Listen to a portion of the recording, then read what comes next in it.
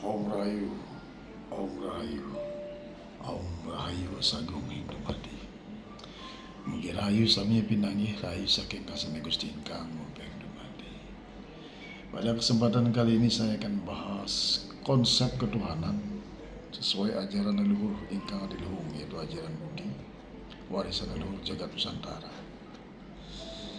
Konsep ini lestari di Bali. Ini sebenarnya ajaran Budi, ajaran leluhur yang lestari di Bali, yaitu yang ditulis dan diamalkan dan juga dilaksanakan sampai saat ini oleh masyarakat Bali, bukan Hindu.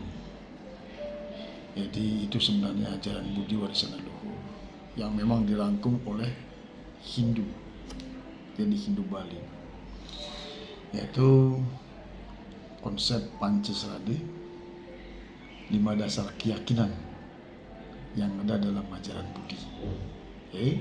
Satu, percaya adanya Brahman, sang pencipta alam semesta dan seisinya. Itulah Tuhan yang Maha Pencipta. Yang kedua, percaya dan yakin adanya Atman, yang merupakan percikan kecil daripada Brahman itu sendiri pada setiap ciptaannya, termasuk ada pada diri manusia itu sendiri, yang dikenal dengan istilah umum nyawa. Yang ketiga, percaya adanya siklus karma, jadi hukum karma. Siapapun yang turun ke bumi ini akan terikat dengan siklus karma, yaitu hukum alam, yaitu hukum tabur tuai, menabur angin, menuai badai. Apa yang ditanam itu yang dipanen, itu hukum alam. Yang keempat, percaya adanya sebuah kesempatan dari Tuhan yang disebut dengan lahir kembali atau reinkarnasi atau punarbaur. Itu kesempatan yang diberikan kepada Tuhan kepada semua ciptaannya untuk bisa berinkarnasi, memperbaiki kehidupannya menuju kesempurnaan. Itu kesempurnaan hidup yang merupakan tujuan hidup itu sendiri, yakni bebas dari ikatan rantai karma yang dikenal dengan nama istilah moksa, moksartam jagaditaya caici dharma. Sekali lagi, Pancasrade bukan milik Hindu, tapi itu adalah ajaran Budi warisan leluhur Nusantara yang lestari di Bali. Ada juga teknik untuk mencapainya dalam kehidupan itu, untuk menyempurnakan hidup, yaitu Trikayu Parisude, berpikir yang baik, berbicara yang baik, berperilaku yang baik. Nah, dalam konsep Pancasrade itu, keyakinan itu juga kita bisa membahas dari situ, kita bahas tentang manusia itu sendiri. Ciptaan Tuhan itu ada banyak, ada 10, ada dewa yang merupakan sinar suci Tuhan, dan 3 dewa utama yang menjadi perwujudan Tuhan itu sendiri, 3 sakti, Trimurti, Brahma, Wisnu, Iswara, pencipta, pemelihara, dan pelebur. Itu perwujudan dari Tuhan itu sendiri. Dewa-dewa yang lain adalah sinar suci Tuhan. Ciptaan lainnya adalah percikan kecil. Tuhan bisa hidup karena ada percikan kecil dari Tuhan dalam tubuhan itu sendiri. Hewan juga ada percikan kecil dari Tuhan, ada nyawa di sana sehingga bisa hidup.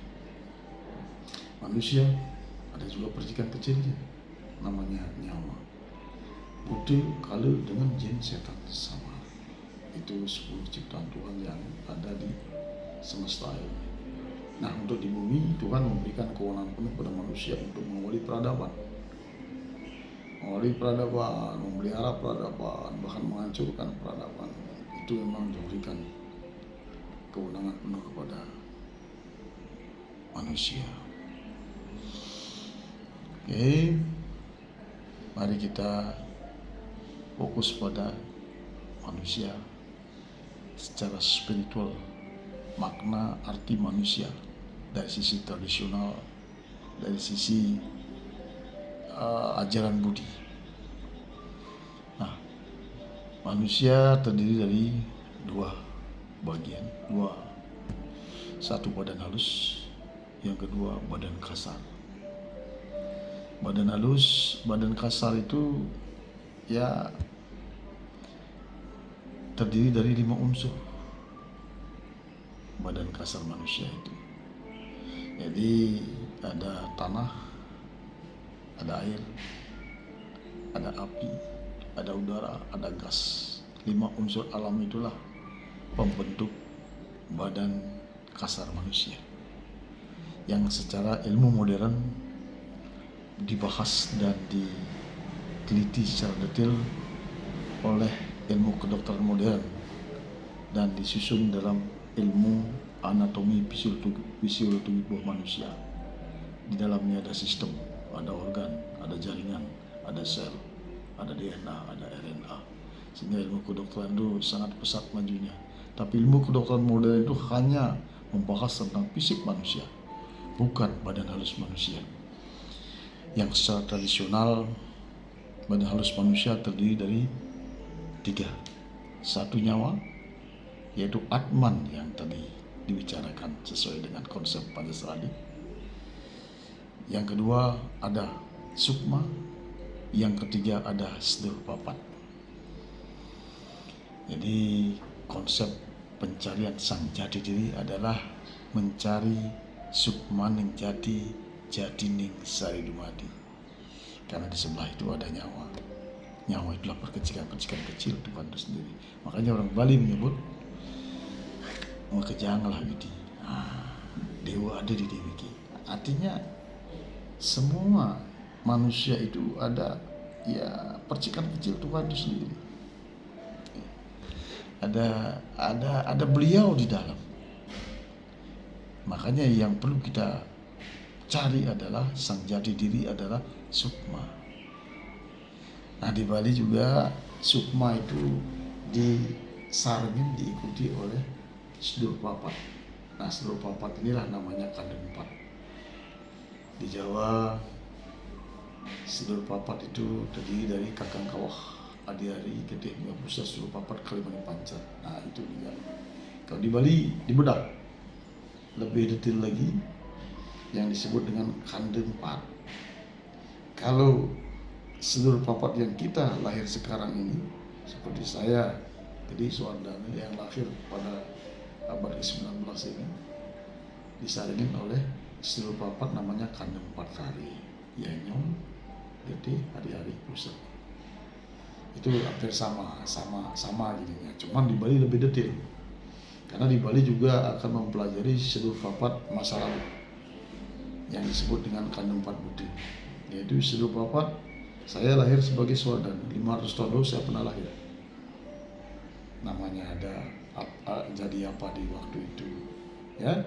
Dan Sedur Papatnya itulah yang disebut dengan kandung 4 budi.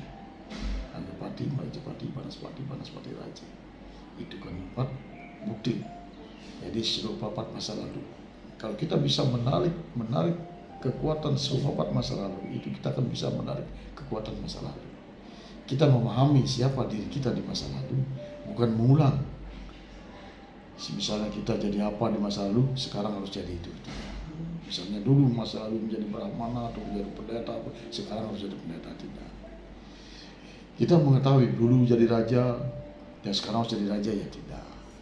Dihormati sebagai seorang raja, tidak. Sekarang ya fakta real, itulah belajar spiritual. Tidak boleh kehilangan akal sehat.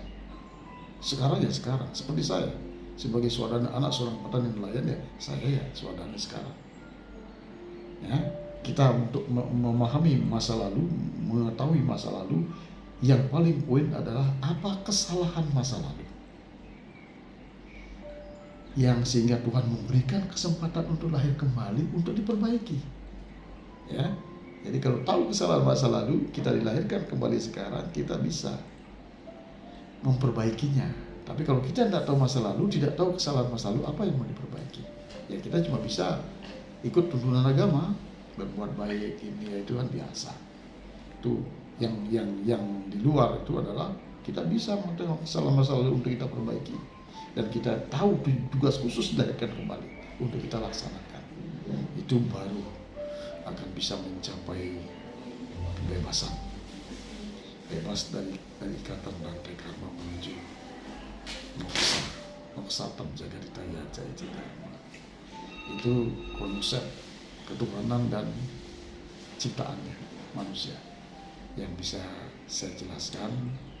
Nanti di video berikutnya kita bahas yang lebih detail. Jadi sekali lagi, pencarian sang jati diri bukan mencari siapa Tuhan itu, mencari siapa jati diri kita, ketemu yang namanya Sukmaning Jati Ning Sari Dumadi. Jadi saya sekarang lahir sebagai Deswadana, 500 tahun saya pernah lahir. Namanya kita tahu, jadi apa di masa lalu kita tahu, apa kesalahan kita di masa lalu untuk kita diperbaiki. Juga 1000 tahun yang lalu pernah juga lahir. Sehingga Tuhan terus memberikan kesempatan untuk lahir kembali untuk mencapai kesempurnaan hidup, tujuan hidup akhir, yaitu bebas dari ikatan rantai karma menuju kebebasan hakiki. Moksa jaga ditya jaya dharma.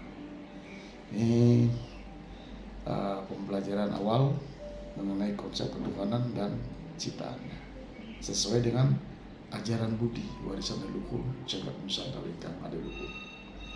Jadi bukan tidak ada kaitan dengan agama, apapun agamanya. Kalau kita mencari sang jati diri, harus ke akar budaya. Bukan mau Islam, mau Hindu, mau Buddha, mau Kristen, itu tidak bermasalah. Karena sang jati diri itu sama. Kita semua adalah ciptaan Tuhan. Ya, cucu-cucu dari yang ciptaan pertama semuanya.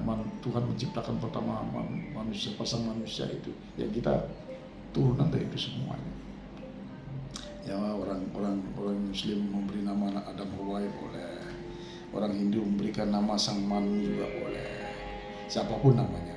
Yang jelas ciptaan Tuhan pertama adalah sepasang laki perempuan, yang kemudian olehnya dibuat simbol lingga yoni. Nah itulah namanya Sumbering Subuh. Tuhan nyata.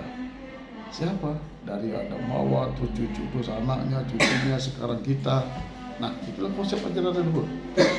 Makanya di Bali namanya ajaran leluhur ya. Di Bali menyebutnya siapa Tuhan yang nyata, siapa dewa yang nyata, ya Ibu Bapa. Itulah yang sesuai dengan ajaran leluhur. Ya di Bali namanya Mimi Bapa adalah Dewa sekali. Itu konsep ajaran leluhur yang tidak menghayal, karena ya ada leluhur, ada garisnya. Lalu menghayal ya kemana-mana, ya belajar spiritual kehilangan akal sehat. Jadi kayak lagunya Hari Kencana, pelihara gulikan jadi budu-buduan. Jangan seperti itu. Makanya kembali kepada jalan lingkang leluhur dengan dasar akar budaya yang benar. Nanti apa akar budaya? Video berikutnya akan saya bahas. Rahayu Wasagung Ning Dumadi.